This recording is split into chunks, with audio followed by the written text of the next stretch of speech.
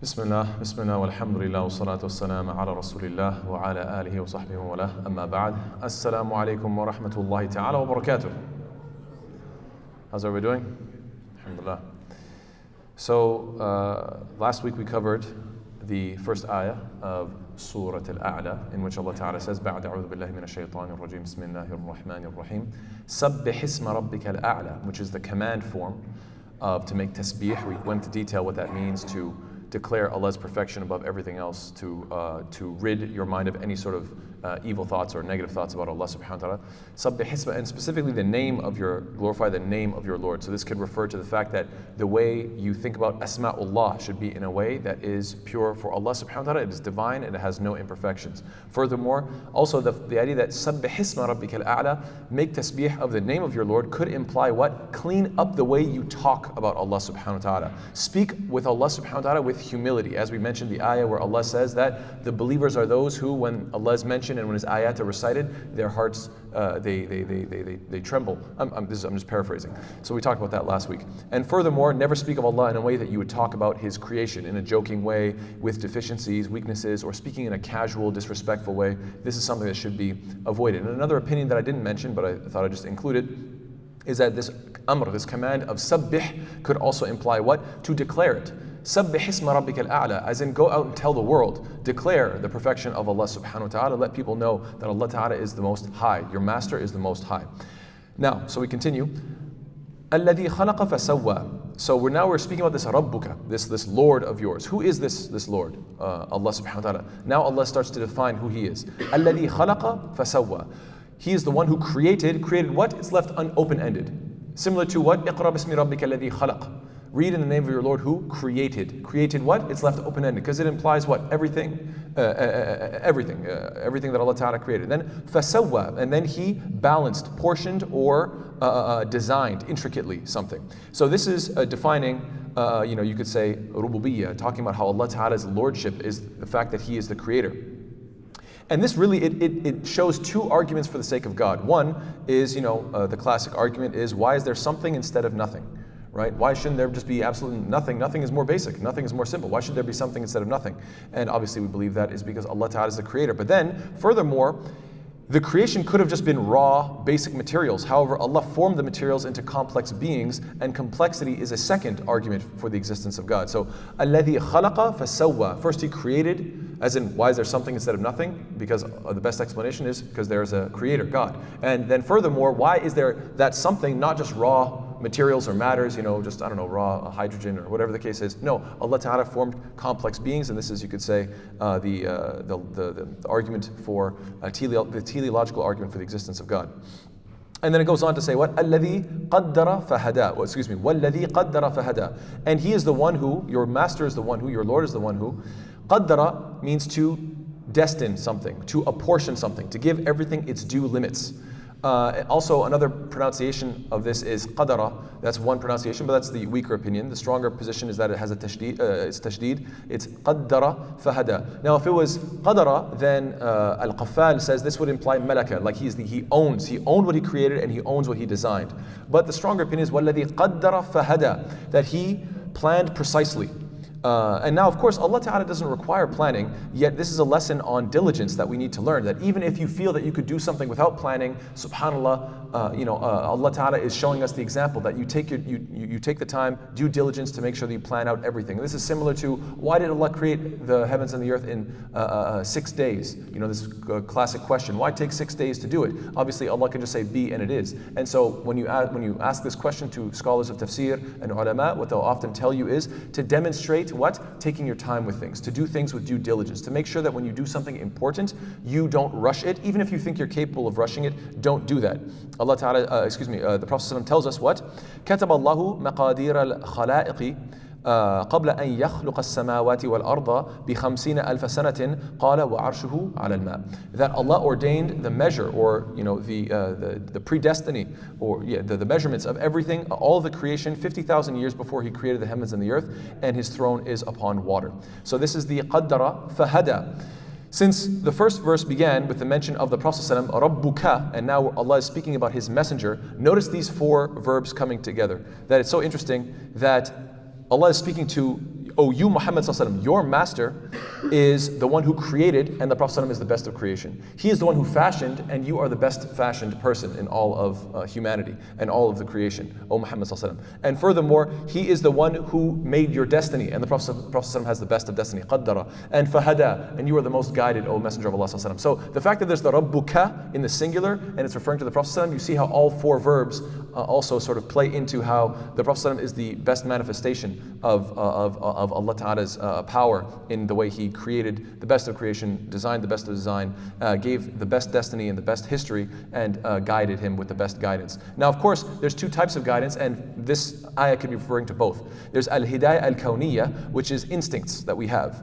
As creatures, as human beings, and also as animals on this planet, we have certain pre-programming. The baby knows how to suckle when it's just immediately born. How does it know that? The moment you put the breast to the baby's mouth, it knows immediately how to suckle. If it didn't know how to do that, if it didn't know how to breathe, if it didn't have these instincts, the baby would obviously die. And subhanAllah, Allah Ta'ala guided. And there's so many examples. I mean, why is it that a mosquito knows how to fly when it never took flying lessons? Why does a spider know how to make a web? Like, can you imagine somebody tells a baby, here, make a web?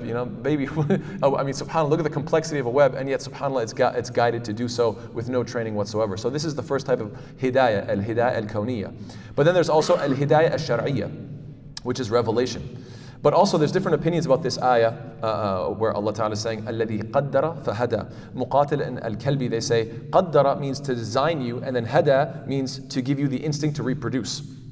And these are the two tools for survival. You need to have the right tools and know how to use them. As-Suddi says qaddara means to fashion you in the womb, and then hada means to guide you to exit the womb. So this is another position. And Al-Wasiti says qaddara means created a good and evil path for you, and hada means whichever path you decide to choose in the end. So Allah Ta'ala gave you a destiny. Do you want to take the evil path or the good path?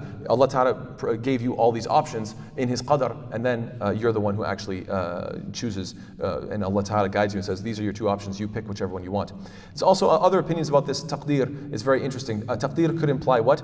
Everything having its sustenance apportioned for it. Qaddara, I've made sure that you have all your sustenance ready for you. Fahada, and that I've guided you towards that.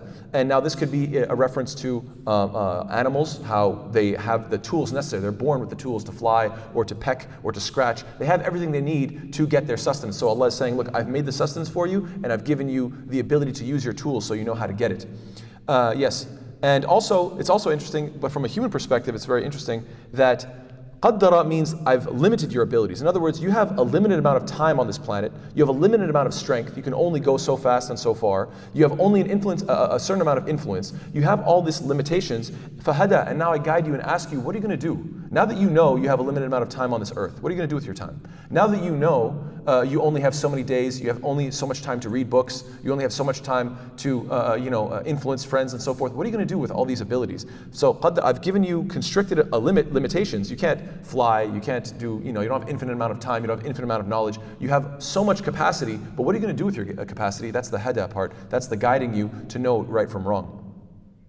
It's also interesting that Allah Ta'ala apportioned the provisions for every living creature, and then He guided them to them. Now, of course, animals seek their sustenance that's their only function. And that's exactly the next ayah where Allah Ta'ala specifically says, وَالَّذِي أَخْرَجَ الْمَرْعَى. Allah Ta'ala produced for you this pasture. Everything from the earth comes out so that you can benefit. But then, what's interesting is that He guided humans towards something more than just survival. The huda of the human being is greater than that, because all of us die, right? فَجَعَلَهُ غُثَاءً أَحْوَى. So we are aware of our own death. Animals aren't.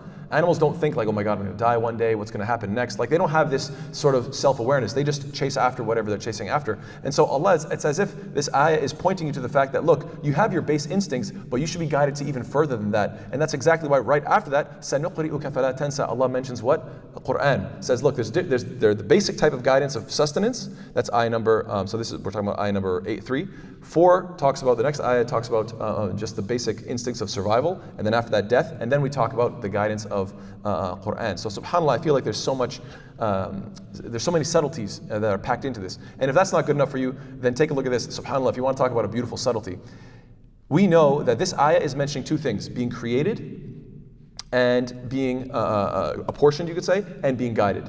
And this is being revealed to the Prophet Muhammad ﷺ, right? And we also know that what did Ibrahim ﷺ say? He said, "Alladhi khalaqani fahuwa yahdin." Allah is the one who created me and then He guided me, right? So that's what Ibrahim alayhi salam said in Surah Shu'ara. And Musa alayhi salam said to Fir'aun in Surah Taha, قَالَ رَبُّنَا الَّذِي أَعْطَى كُلَّ شَيْءٍ خَلْقَهُ ثُمَّ هَدَى. Allah gave the creation to everything and then guided it. Now why do I specify these two prophets? Because the end of this surah, how does it finish? Suhufi Ibrahim wa Musa.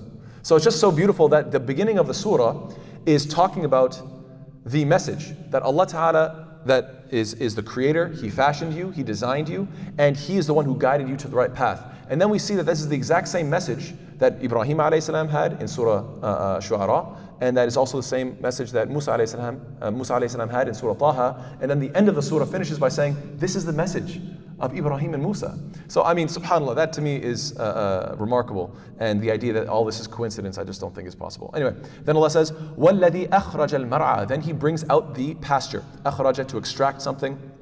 Mar'a is a ظرف makan, so it's talking about the area of ra'a, yar'a, which is to pasture, to shepherd, to take care of something. So Allah Ta'ala is saying that I give you your sustenance. And then Allah says what? فَجَعَلَهُ غُثَاءً أَحْوَى. And then He makes it جَعَلَهُ غُثَاء. Ghutha can mean yellow or dry or crushed into dust after a plant becomes green. So we all know that, once leaves become very beautiful and lush, they all dry up, they all start to crumble, they become yellow, maybe red, maybe brown, and then eventually they all become just crushed up and dry leaves. And so, but also ghatha means to jumble together and to be clustered. So it could be that Allah is saying, I bring out the pasture, فَجَعَلَهُ غُثَاءً, and then I make it jumbled. Like think about a really thick forest that's very, very lush. And ahwa is another interesting word, which means to bring. Hawa means to bring together, and ahwa means to join even more. Ism tafdeel. So it's interesting. Basically, this ayah can mean two things at once. It's kind of complicated, I apologize. But basically, there's two concepts going on. One of them is Allah is in the previous verse saying, look, I created life, and then this life, in this verse, He's saying, and then I let it die. I let it become dry, crumble, I let it fall apart, and then just scatter away in the wind. That's one possibility. But the language is wide enough that it could also mean, I bring out the pasture and then I make it lush and dense and lively. So isn't that odd? That it's almost, you could say, two opposite meanings. But the reason why that's so beautiful in my estimation, and Allah knows best, is the fact that it could be a reference to both believers and disbelievers. So on the one hand, Allah could be saying, look, Allah creates life from this earth, and then the believers grow into full maturity and become lush and reach their full potential. But at the same time, the verse could also imply that Allah creates life from this earth, and then the disbelievers, they miss their opportunity, they wither away, they become old, crushed up and die. Both meanings are possible in the wording of ghutha'an and ahwa. So it's just, subhanAllah, very interesting how Allah Ta'ala has what we call a tawassu' fil ma'na, has, so there's some breadth to these ayat. And this is similar to what Allah says, فَأَخَذَتْهُمُ الصَّيْحَةُ بِالْحَقِّ فَجَعَلْنَاهُمْ غُثَاءً. So the shriek, it seized them in truth, and we made them as stubble. Yes. Furthermore, so just to finish up with this concept, subhanAllah, inshallah I'll finish quickly. I just want to show you a beautiful summary of these ayat. That it seems that after mentioning that Allah is Ar-Rabb, the Master, then the next several verses are expounding upon that reality. What does it mean to be Ar-Rabb? الَّذِي خَلَقَ فَسَوَّى. He's the creator and manufacturer ab initio, from the beginning, ex nihilo, from nothing at all. As in, why is there something other than nothing? The reason is Allah Ta'ala. Sawwa, to fashion, creating an aggregate made of parts. That's what an aggregate means. Whereas Allah subhanahu wa ta'ala is ghayr murakkab. He is not made of parts. Allah Ta'ala is not an aggregate. Allah Ta'ala, we don't believe Allah is like a big complex machine made of many different parts. Na'udhu billah. And yes, and then furthermore, this idea of being murakkab or being sawwa, balanced, this can also be a reference to the fact that we are made in pairs. وَمِن كُلِّ شَيْءٍ خَلَقْنَا زَوْجَيْنِ لَعَلَّكُمْ تَذَكَّرُونَ. That everything is made in pairs. With up there's down, with light there's dark. Everything is made in pairs, but Allah has no counter. وَلَمْ يَكُنْ لَهُ كُفُوًا أَحَدٌ. He has no kufu, He has no counterbalance. To Him, Allah Ta'ala is al-witr. He is completely odd. And that is, even human beings, if you look at us, we are, what's it called? It's called bilateral symmetry, right? Like we basically, if you were to split us down the center, you see the flip side on both. And most animals are like this, which shows how we are balanced, you could say, subhanAllah. And then Allah Ta'ala is the controller. He's the controller. At-taqdeer, qaddara implies what? الذي قدر means that He created everything with a purpose, with a capacity, with limits. He gave it strength and speed and influence. He gave it a limited amount of time, a birth, sustenance, and inevitable death. And then, of course, the idea is that Allah Ta'ala A'lam seems to be referring to the second law of thermodynamics, which says that energy changes from one form to another, or matter moves freely and towards entropy or disorder. In a closed system, it just continuously increases. And so just going to show that, look, your time is limited. So now that you know you were created, you were designed, and you have limited time, the question is, what are you going to do with it? And then you say, well, I should do the best thing with it. Well, I should do the best thing with my life. And this is to live a life of guidance. Fahada. So Allah Ta'ala sent guidance for those who want it.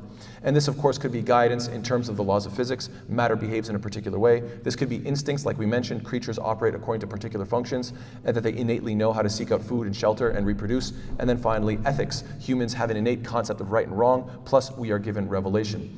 And then finally, فَجَعَلَهُ غُثَاءً وَالَّذِي أَخْرَجَ الْمَرْعَى فَجَعَلَهُ غُثَاءً أَحْوَى. Allah Ta'ala is the provider of life. You have a beginning, but you also have a death. This is all implied. Now, what's so interesting, final point inshallah ta'ala, all of this is in contrast to the word al-a'la. Allah is above all these things. سَبِّحِ اسْمَ رَبِّكَ الْأَعْلَى. Glory be to your Lord who is the most high. In other words, الَّذِي خَلَقَ. He created, but He was not created. He's a'la. He's above being created. فَسَوَّى. You are all made of aggregates. You guys are all made of parts. You guys are all murakkab. Allah is ghair murakkab. Allah Ta'ala is not made of parts, right? Allah Ta'ala is complete in His perfect unity. Allah is one.